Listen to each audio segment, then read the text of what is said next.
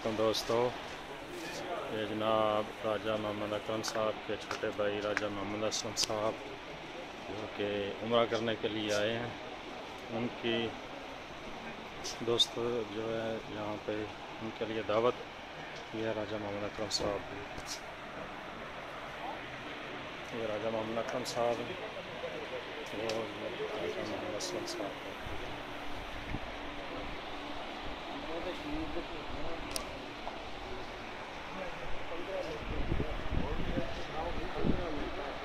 सब दोस्त अब आप बैठे हुए हैं।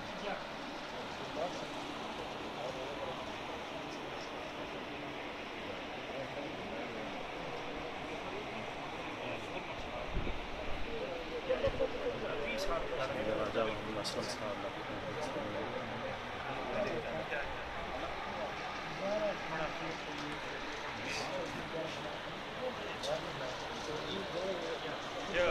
राजा मोहम्मद अकरम साहब बैठे हैं सामने।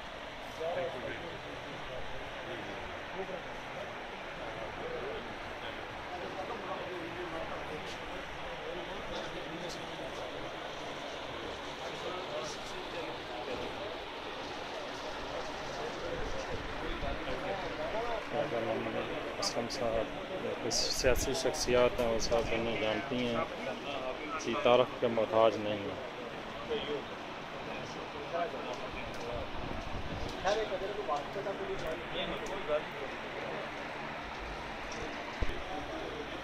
दोस्त अब आ रहे हैं मिलने के लिए। राजा मोहम्मद अकरम साहब जो है उनका इस्तकबाल कर रहे हैं।